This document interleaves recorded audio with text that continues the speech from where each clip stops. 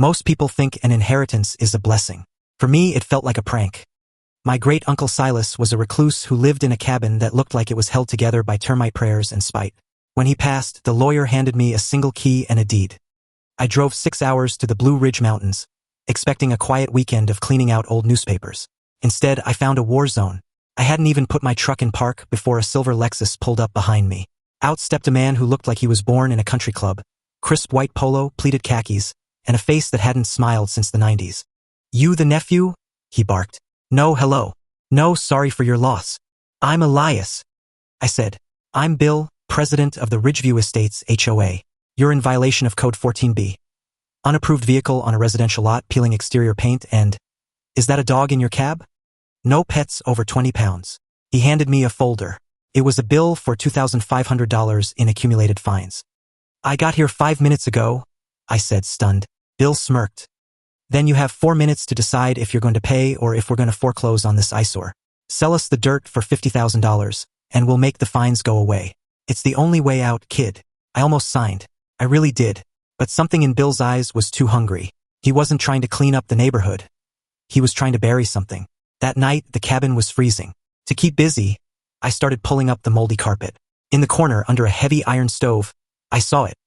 A brass ring tucked into the floorboards. I pulled. A small hidden compartment swung open. Inside wasn't gold or jewelry.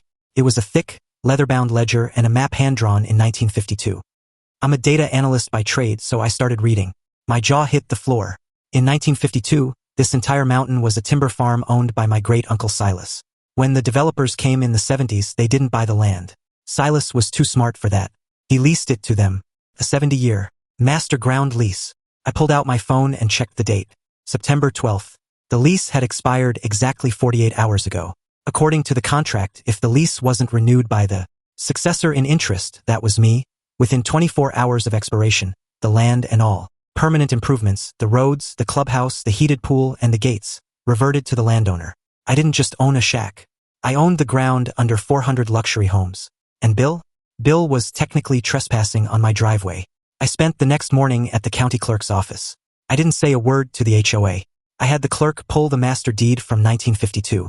"Honey," the clerk said, peering over her glasses. "Do you know what you have here? This isn't just a deed. It's a sovereign claim. This developer hasn't paid their land use tax in 3 years because they thought the HOA owned it. But according to this, the HOA is just a tenant whose lease just ended." I went back to the ridge. Bill was there again, this time with a tow truck for my unauthorized pickup truck.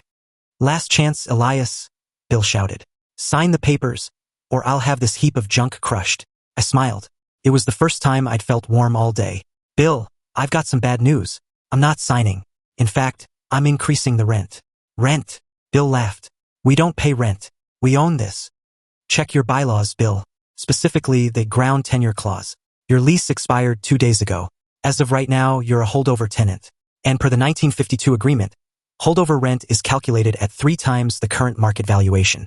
The color drained from his face so fast I thought he'd faint. "You're bluffing. The meeting is at 7 p.m. at the clubhouse, right?" I said, climbing into my truck. "See you there. I'll bring the calculator." The clubhouse was packed. These were people who spent $10,000 on Christmas lights. When I walked in wearing my work boots and a flannel shirt, the room went silent. Bill stood at the podium, sweating through his polo. "This is a misunderstanding. This boy is trying to extort us."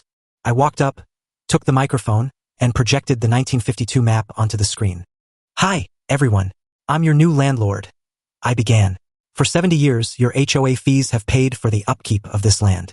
But your board, specifically Bill, forgot to execute the right to renew clause last month.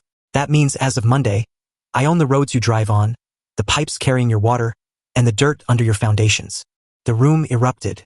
One woman screamed, "I paid $2 million for my house." "You paid for the sticks and bricks," I replied calmly. "But I own the dirt. And because Bill here tried to fine me $2,500 for parking on my own property, I've decided to update the lease terms. The previous lease was $1,000 a year. The new rate? $30,000 per lot, per year. Effective immediately." The silence that followed was heavy. You could hear a diamond earring drop. "That's illegal," Bill screamed. "Actually, Bill, page 42 of the 1952 contract says the landowner sets the rate for holdover periods. If you don't like it, you have 30 days to move your houses. And I do mean move them, because the houses belong to you, but the land stays with me. By the end of the meeting, the residents were formed into a literal mob, but not against me. They were surrounding Bill. Turns out Bill had known about the lease expiration. He'd been trying to bully me into selling the cabin so he could buy the land himself and save the HOA while charging them a massive finder's fee. He was trying to scam his own neighbors. But that's not even the best part. As the lawyers started poring over the documents the next week, we found the mineral appendix. Back in 1952, the mountains were prime for more than just timber. My great-uncle Silas had a clause inserted. The owner of the land reserves all rights to subsurface materials and any geothermal energy sources discovered therein. A geologist called me 3 days ago. He'd been looking at the surveys Bill had tried to hide. Turns out, Ridgeview Estates isn't just sitting on dirt. It's sitting on one of the largest untapped lithium deposits in the eastern United States.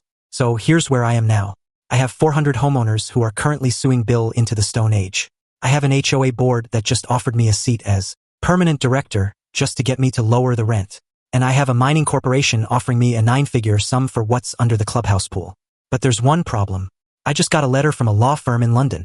It seems my great-uncle Silas wasn't the only one who signed that 1952 contract. There was a silent partner. And according to the letter, that partner's heir is coming to the mountain on Friday to claim their half of the 1,300 acres. And they aren't coming to talk. They're coming with a bulldozer.